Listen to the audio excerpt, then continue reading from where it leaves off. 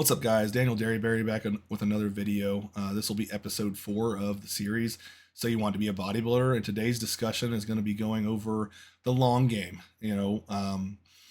I sat here and I was kind of just thinking about it today because I know I haven't posted in a little while, and I was trying to think of something relevant to speak on, and this is one that has kind of really come full force to my mind recently. Is what I'm starting to notice amongst the industry, or rather over the last few years, of course, with the glorification and just the widespread publicization of bodybuilding, and that is the instant gratification aspect. We are surrounded in a young generation who are constantly ingesting the content of pro caliber bodybuilders talking about their cycles and what they do to maintain their health and how to, you know what I'm getting at, right? And so I think it's great. Don't get me wrong. I think it's great that there's information available out there for us now to try to make wiser decisions on staying healthy for the sake of living and being a bodybuilder. But unfortunately, I think it draws a lot of attention to a lot of individuals who are naive, and they grab the information that's relevant to them. They're not taking all the information, and they take in what they want to hear. Oh, so here's a list of all the goods and here's a list of all the bads. I'm not going to listen to the bads though, because I don't want to think about the negative outcomes of, what I'm about to put myself through.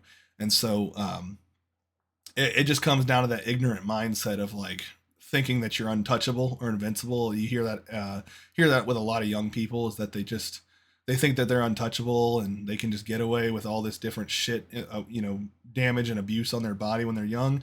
And the truth be told, for the most part, you can get away with a lot, which is why I'm fortunate to be choosing to do this at a young age, because if I was already 35 or 38 or close to my 40s, and I was just deciding, okay, I'm going to hop on gear and I'm going to start blasting my socks off to get as big as possible, I would probably just set a realistic goal to say I want to turn pro and then call that good. And getting a pro card, I'm not going to say it's easier, but your odds are probably higher as a 35 plus, because then now you have an open qualification to jump into a master's division. And I don't know if any master's guys are going to watch this video and y'all want to shoot some spitballs at me for saying that, but I definitely think there is some merit to saying that it's easier to turn pro as an older guy. Yes, you're still going to have competition, but guys like me and a lot of the other younger guys are not going to be able to compete against you. And so all you're going to have to compete against are the other old heads who are not willing to put their bodies through to the absolute limit, or rather maybe your body can't handle the training aspect anymore because you're getting older. And again, I'm not shitting on them for that. I'm just making a point. It's just like it's the same as be said that it's easier to turn men's physique pro or classic physique pro than it is to turn open bodybuilding pro. You don't have to get as big. Yeah, the divisions have certainly gotten bigger over time, even with the height standards, of course, but it's still obviously, it's easier. And so with all that being said, though, the subject I wanted to touch on today was the long game of bodybuilding. We're living in a time right now where it's like you think you're gonna blow up overnight. The people that you look up to, the people that you follow on social media, the famous ones, the ones that are well known, that is the top 0.1% of the bodybuilding industry. And if you guys think that you can replicate what they're doing, it's just you're gonna be in for a rude awakening. And so a lot of young guys are hopping on gear in hopes that that's going to be them. It's not to say that there aren't guys out there that probably hopped on gear, and that's exactly what's happening. It's like they're just blowing up overnight and shit's working for them. But a lot of guys are doing it for the wrong reasons, and I don't think a lot of them actually have a true passion for bodybuilding itself. I think it's just for the sake of vanity. And I would be a hypocrite to say that I'm not vain myself. It's just that's not been my ultimate goal with working out. I just love working out in general, and then seeing that I was able to build this figure, this physique that I can then present on stage as like a sculpture, if you will. I find that to be a very inspiring thing to do when you realize that the the outcomes of your hard work and efforts in the gym consistently over years and years and years can culminate into this one presentation, if you will, of this delicate artwork. Um, and then some guys just go gym because gym make pain go away, make sad voices go away, and I can relate to that too. I just the gym is my therapy. I love doing it, and so I guess with all that being said, though, I'm really just trying to this subject specifically. I'm trying to remind young guys who are probably in my shoes or behind my shoes or in, whatever. You gotta love the process. You gotta love the process every single day. You gotta fall in love with doing it every single day. Because if I told you, man, if I told you how long I thought it was going to take for me to get to the shoes that I'm in today, when I was 12 years old and I was first starting, I thought I was going to be a lot younger. I thought I was going to be like 18 years old and I was already going to be cranked out of my mind, fucking jacked. But this is the first time I can say I'm 250 lean and actually feel like I look like a bodybuilder, and not just in a tank top. Like I have people all the time that will come up to me and ask me like, "Oh, you compete in bodybuilding? Like, when's your next show?" You know, they can tell just by looking at me now. And so that can be pretty complimentary, knowing that I've trained all this time to look the part, and now I'm finally looking the part. And so I guess now I'm in a situation where I realize the distance I have to travel to get to where I want to be is a lot shorter than the distance it took for me to get to where I am right now. Because when I first started, again, I was 12 years old. I had no muscle mass on me. I hadn't even hit puberty yet, and so most of those years being in my teens, I was not fully developed, and therefore, when I say I have 10 years of training experience, take that with a grain of salt. That's not 10 years as an adult. That's what, 7 years of getting my shit together and figuring it out in the 3 years of real hardcore training, 3 to 4 years of real hardcore training, and really only the last year or so where I've been financially in a position to really put my all into it. And so, yeah, it feels like one of those situations now where all the hard work and the patience has paid off, and I'm finally getting to see the outcomes of my ambition and my dream, the thing that I've been living for every single day for the last 10 years. I'm finally getting to see on a day-to-day basis. I'm getting closer, much closer to that goal than I ever thought I would get. And so guys, it takes a long time. I know you can use examples of, well, this guy got big in 2 years and now he's on the Mr. Olympia stage, and you got all these young athletes now who are from 19 to 23 who are already IFBB pros on the open or the classic physique caliber, and they're doing extremely well. And by all means, it's incredible what they're able to do at such a young age. But that is the 0.1% of the genetic pool when it comes to being a bodybuilder. Most of us are never going to see that, at least not that quickly. And playing the long game is what most of us are going to have to do. You're going to have to be very patient, and maybe, just maybe, if you stay consistent, maybe by the time you're 25 or 30, you'll get your pro card. And so I think it's a hard lesson, but I think the reason I want to make this specific video is just a reality check, if you will. If you haven't considered how long it's going to take, I think most guys are very short-sighted when they get into it. They hop on gear and they think, okay, and shit's going to change now. And then they come to find out very quickly, shit does not change that much. And it's because maybe their other cards are not in check. Like maybe their diet's not what it needs to be. Maybe their training's not what it needs to be. Maybe they don't get enough sleep at night. There's so many variables that you have to consider when assessing the individual and their potential to do well at the sport. And so most guys are not, they're not fulfilling all of the checklist, if you will, all these checklist needs in order to optimize themselves to be the most efficient bodybuilder possible. And then they think hopping on a gram of test is going to make the difference. And unfortunately, reality check yet again, it's not. You might actually end up getting hit with a land fucking mine full of side effects. Acne, gyno, hair loss. Yeah, hair loss. and I can go over that topic yet again, but I'm not technically bald, but I just shaved it off because I noticed the thinning was starting to occur. So yeah, I'm gonna be bald. And so I was like, well, fuck it. I'm not doing finasteride and all that bullshit. So long story short, I shaved it. Cool. Got that out of the way. One of the only side effects I ever actually had from steroids, I didn't really experience any gynecomastia. I have some pubertal gynal that's like, residual and it hasn't really grown at all. So that's not a problem. It's not, you can't see it on stage. It's not cosmetically affecting my physique. And acne, not at all. And I feel very fortunate for that because I see individuals who have, man, they look like they got pepperonis on their back. It's so bad. And I can only feel for them. Could be the shit that they're getting is not good either.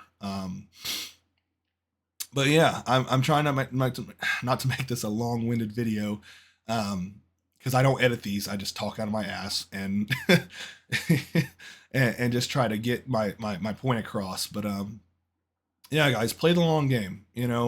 Understand that this sport is not for the faint of heart. It's not for the weak. If you're gonna do this, commit to it. Fall in love with the process. Don't fall in love with the results, because I can assure you that was the thing that got me hooked.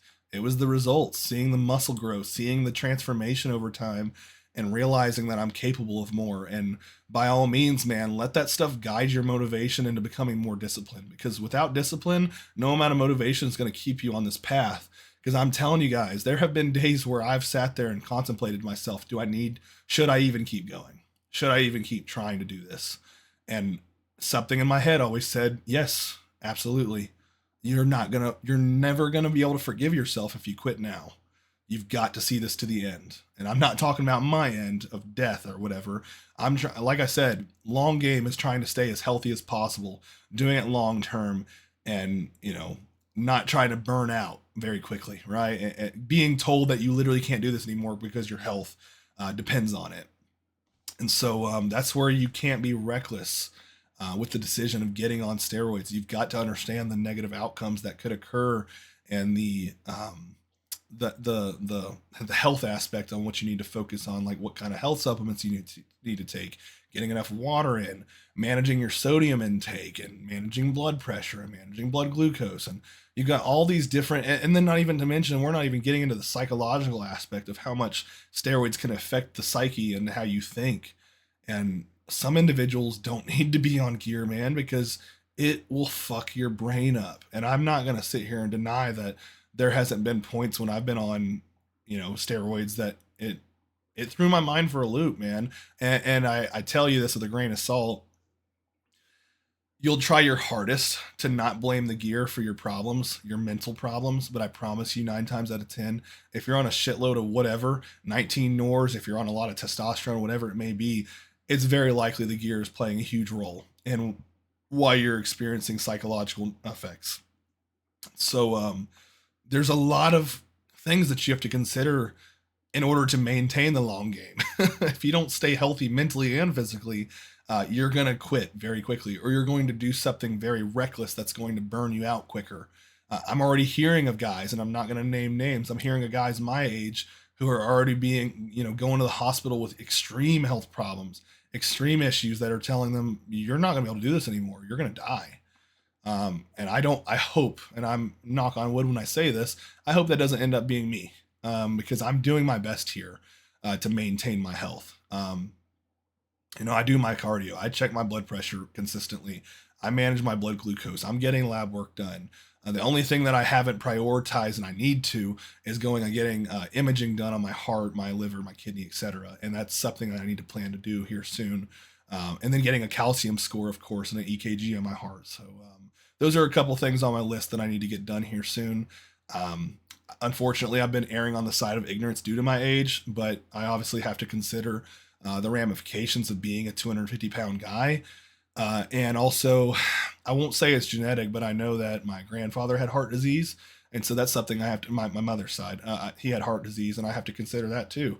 And, whether that was environmentally induced, or something that he caused himself, or if it was something genetic, who's to know? It happened in his 60s or 70s. And so in that case, I won't know I have those kinds of problems until I'm older. But again, that doesn't mean excuse it and don't you know monitor those things. But it's just it's something that I haven't really done recently. And so yeah, with all that being said, I think that's really the main everything that I wanted to touch on for this subject. Um, if you guys are still hanging around, I can give you guys a little update real quick on where I'm at actually. So I've been working with Coach Austin Brown for about 20 weeks now. We're 20 weeks total into the off season, including 5 weeks of post show rebound. We started androgens really low, and I'm not going to share the details on where we're at, but I'll tell you it's extremely higher than I ever thought was necessary to grow at my current size. But I have come full circle to realize that the reporting of gear usage on the internet can sometimes be under exaggerated or underreported because there's this weird thing. It's just like when you become unnatural, right? You always heard of the fake natty era where all these guys would lie about being natural because they you look at them and you're like, you're on gear, you look like shit, and it's easier to say, well, I'm natural, and so then it makes them look better than they are. And you talk about insecurities, that's insecurity. You don't want to you don't want to be called out as looking like shit whenever you're on steroids. Well, on the other end of the fence, there are guys that are into bodybuilding are clearly they openly say, yeah, I'm on steroids, but they'll say, oh yeah, I'm only running 500 milligrams of testosterone and 250 milligrams of masteron, and this is how I got to 270 lean, and it's like, no. And maybe if you're some genetic elite hyper responder, maybe there's some inkling of a possibility that they genuinely just responded to less gear. But I promise you, most guys who are even taking a crack at an open caliber pro bodybuilding stage, you're probably running 2 grams plus of gear in the off season. And that, to put that bluntly, that's essentially what I'm on is 2 grams plus. And then running a little bit of growth hormone on top of that. And so I say a little bit. A little bit to me, or sorry, a lot to me before was 6 IUs, and then I realized that's kind of like the starter, the starter dosage for really actually trying to grow in the off season. And so, yeah, with all that being said, man, it's a very intense sport in all aspects: the training, the food, the drugs, everything. And you have to be an extremely healthy and very, very regimented individual to maintain the long game. Because unless you get lucky and you blow up overnight and you wake up, in 2 years and you're at the Mr. Olympia level, chances are it's not going to be you. And you're going to be that guy who's trying to turn pro at 25 or 30 years old.